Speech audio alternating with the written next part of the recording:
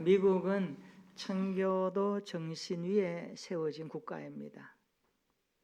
그래서 미국은 모든 문화가 기독교 문화로 자리 잡아 있습니다. 그런 미국이 1953년에 아이젠하워 대통령 때 처음으로 국가 조찬 기도회가 시작되었습니다. 국가 조찬 기도회 1953년. 우리나라는 언제일까요? 1966년에 CCC 총재로 섬기다가 천국 가셨지만 김중곤 목사님이 처음으로 창설했습니다. 1966년도에.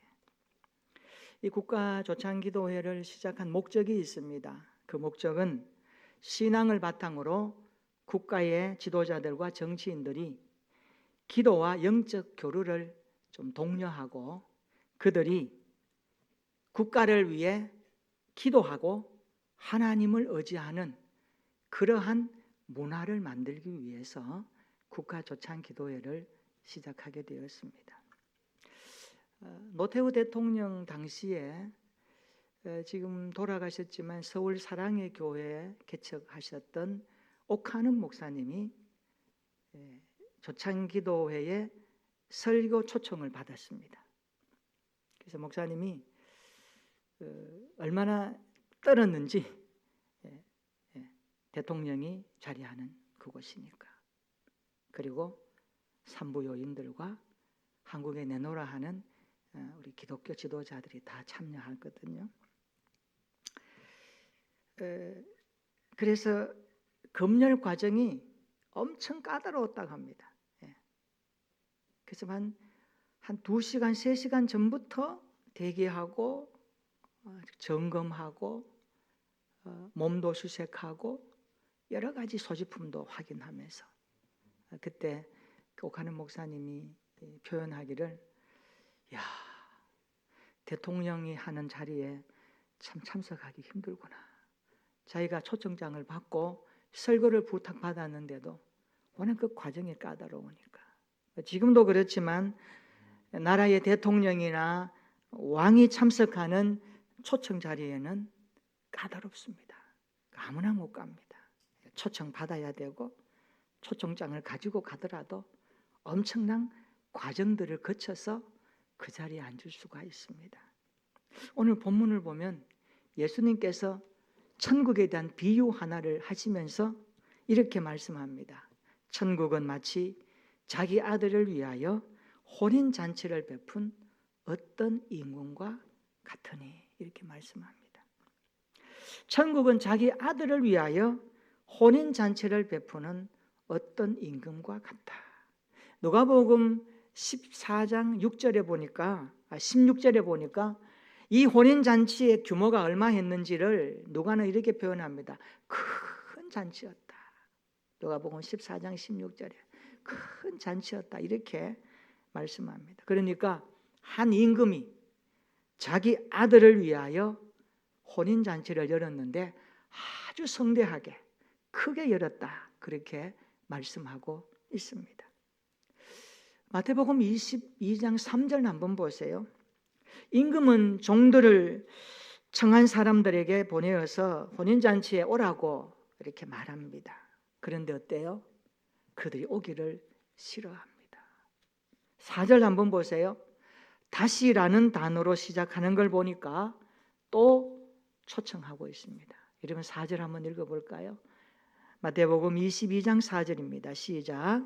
다시 종들을 보내어 이르되 청한 사람들에게 이르기를 내가 오찬을 준비하되 나의 소와 살찐 짐승을 잡고 모든 것을 갖추었으니 혼인잔치에 오소서 하라 하였더니 아멘. 예수님 당시의 문화는요, 당시 중동 지방에서는 어떤 고관이나 왕이 손님들을 초청할 때 2번을 초청했다고 합니다.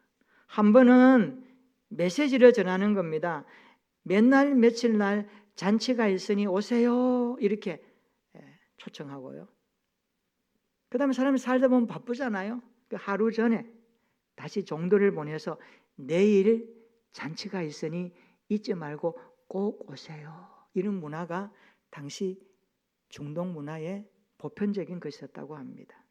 그런데 초청받은 사람들의 반응이 이상합니다. 우리 5절 6절 한번 읽어볼까요? 마태복음 22장 5절과 6절입니다. 시작. 그들이 돌아보지도 않고 한 사람은 자기 밭으로 한 사람은 자기 사업하러 가고 그 남은 자들은 종들을 잡아 모욕하고 죽이니. 5절 다시 보세요. 그들이 돌아보지도 않고. 눈길 하나 안 주고 왕이 보낸 그 종들의 초대를 이런 지하에 거부하고 있습니다. 그들이 돌아보지도 않고, 이 표현은 그 사람들이 임금의 초청을 얼마나 가볍게 여겼는가, 얼마나 무시했는가를 여실히 볼 수 있는 표현입니다. 한 사람은 자기 밭으로 가고 한 사람은 사업하러 간다고 핑계를 댑니다. 누가복음 14장에 같은 내용인데요, 거기에 보면은 다 일치하게 사양했다 이렇게 말합니다. 나 못 갑니다. 나도 못 갑니다. 우리도 못 갑니다. 이렇게 일치하게 사양했다라고 말하는 겁니다.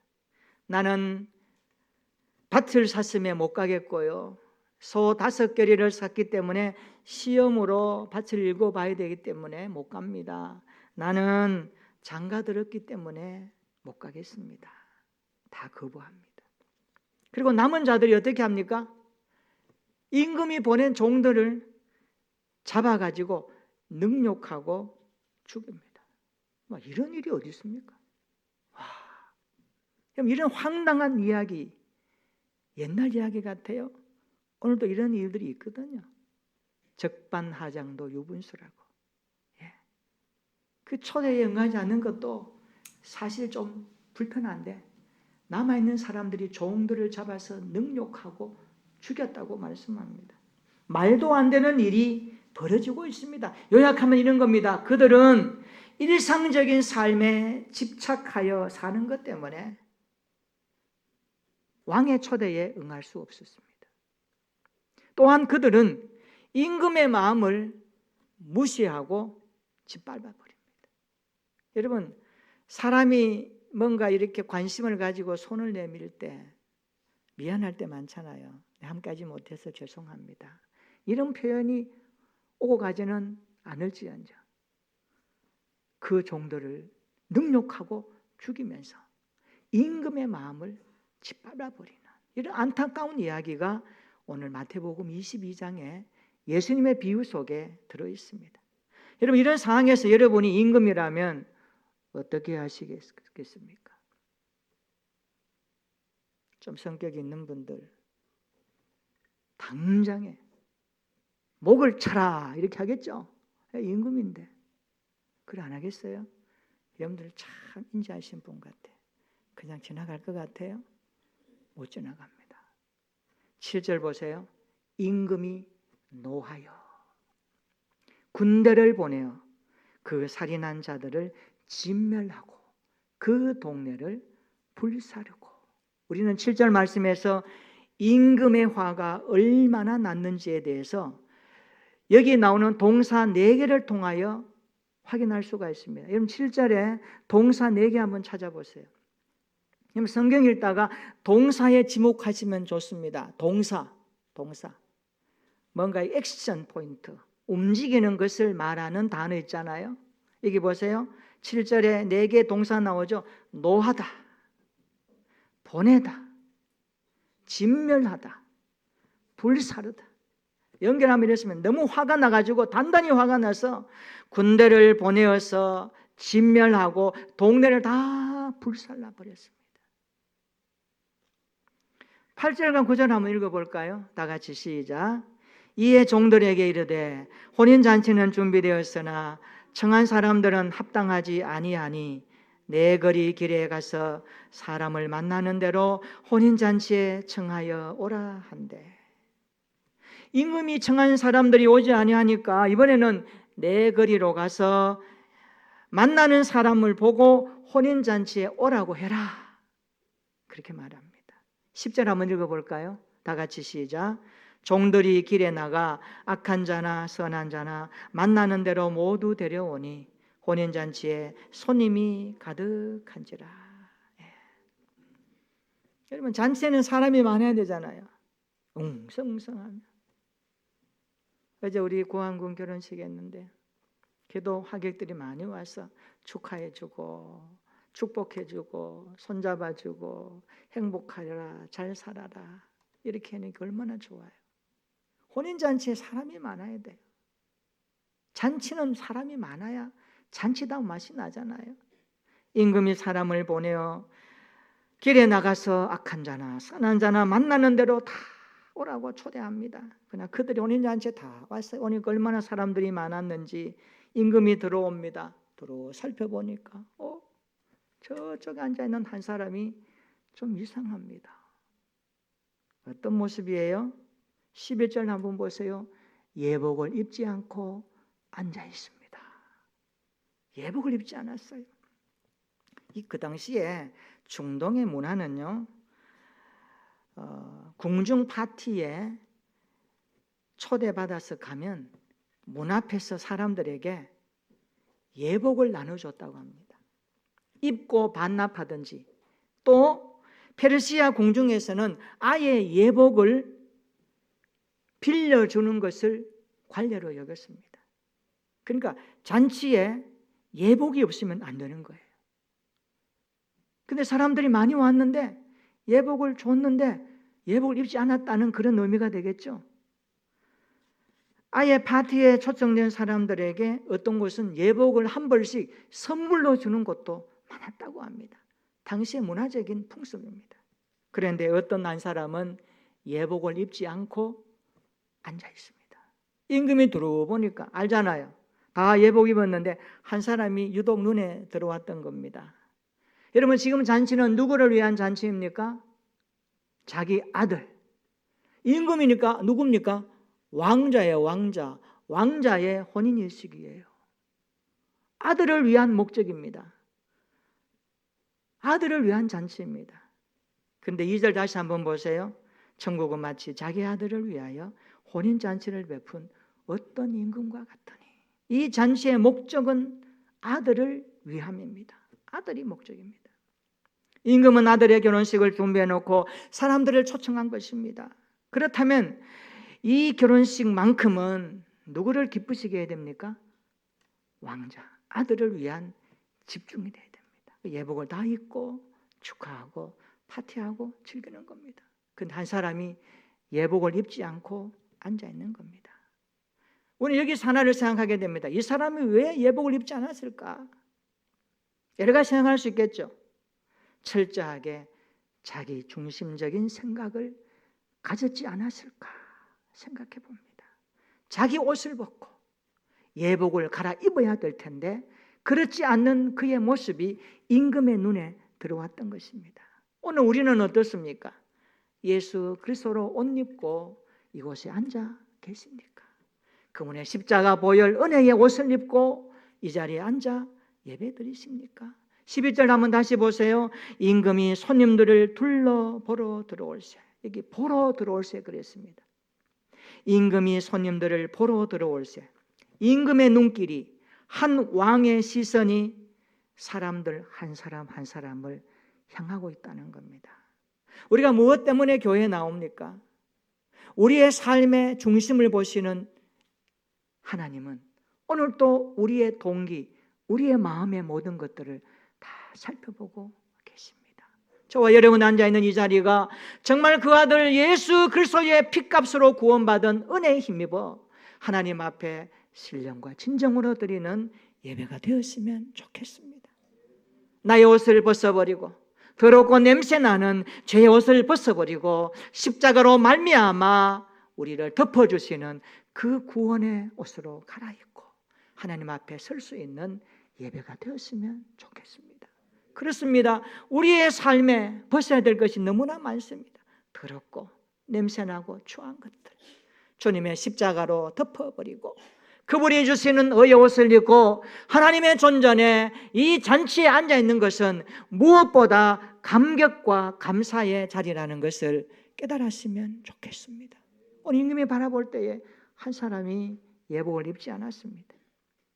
12절을 보세요. 임금이 물어봅니다. 친구여, 어찌하여 예복을 입지 않고 여기 들어왔느냐? 궁금하겠죠? 이유가 있을 거 아닙니까? 그러나 아무 말도 못합니다. 13절 한번 읽어볼까요? 다 같이 시작. 임금이 사환들에게 말하되 그 손발을 묶어 바깥 어두운 데에 내던지라. 거기서 슬피 울며 이를 갈게 되리라 하니라. 아멘. 결국 예복을 입지 않는 그 사람은 손발이 묶인 채 바깥 어두운데 던짐을 받습니다. 거기서 슬피 울며 이를 갈게 되리라 말씀합니다. 이 표현은요, 마지막 심판의 형벌에 대한 일반적인 묘사를 이렇게 표현하는 겁니다. 하나님의 심판하실 때 이런 표현들이 성경에 많이 나옵니다. 슬피 울며 이를 갈리라. 바깥 어두운데 내 쫓김을 당하리라. 얼마나 슬픈 인생입니까? 얼마나 불행한 인생입니까? 우리 모두 이런 인생이 되지 않고 우리의 태신자들이 이런 인생이 되지 않기를 원합니다.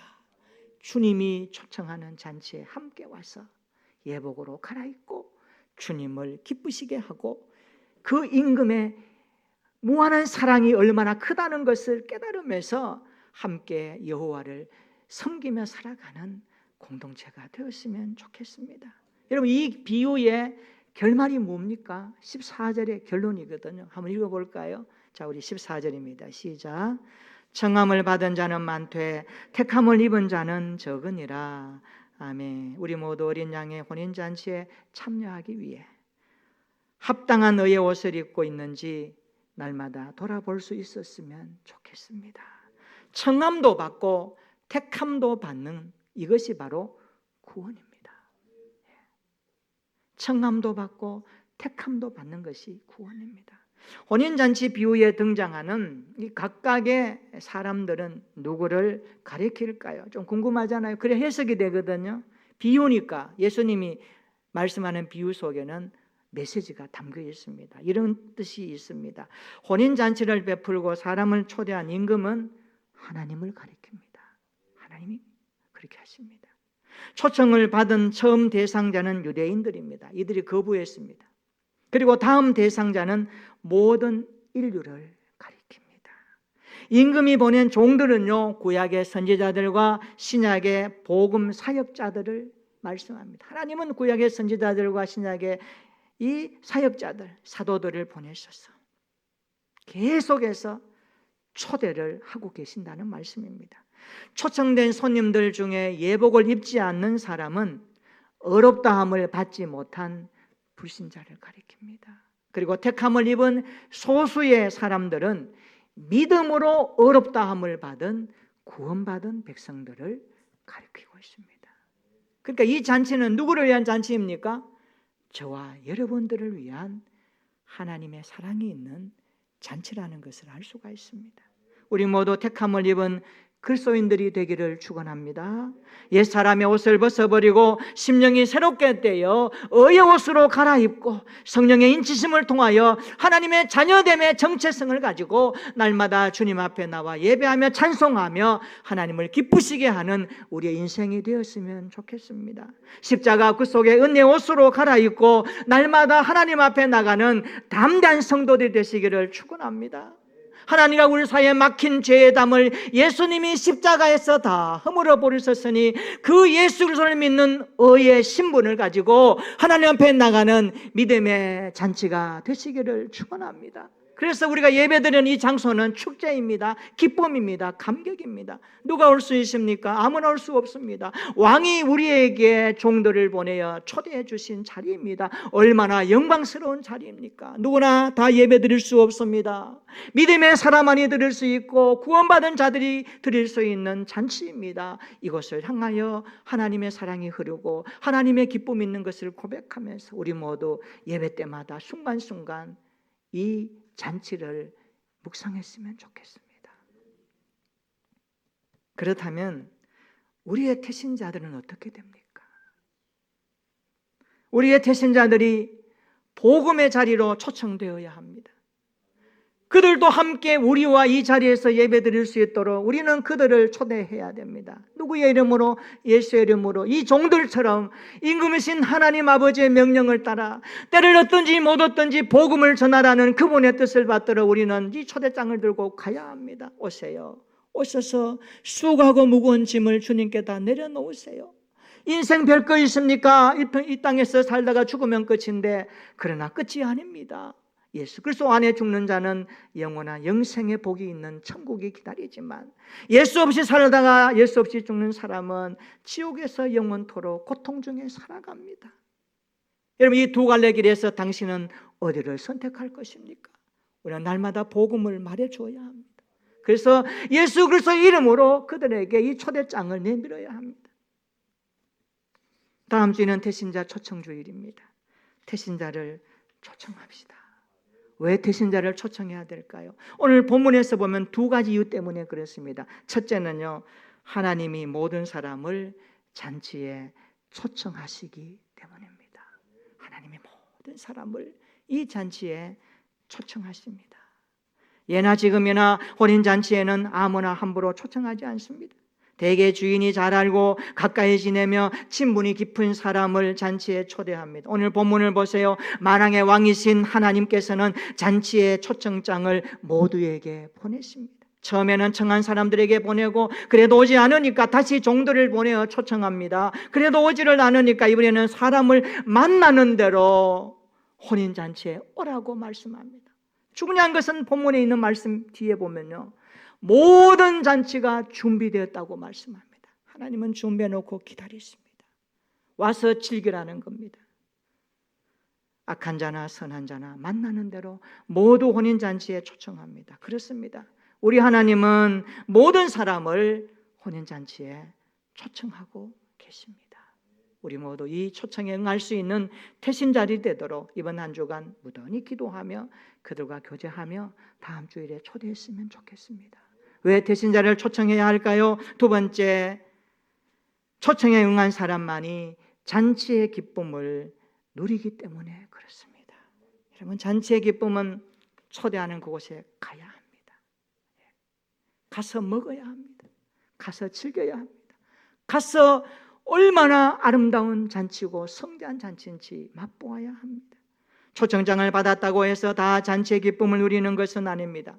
초대에 응하는 사람만이 잔치의 기쁨을 누립니다. 여러분, 그렇다고 태신자들이 이번 초청주일에 못 나왔다고 해서 실망하지는 마십시오. 이 초청은 언제든지 열려 있습니다. 주님이 오시기 전까지 열려 있습니다. 그렇다고 너무 방심하지는 마십시오. 마냥 기다릴 수는 없습니다. 왜요? 주님이 언제 오실지 모르니까. 주님 오시기 전에 와야 됩니다. 주님 오시기 전에 주님 만나야 하는 것입니다.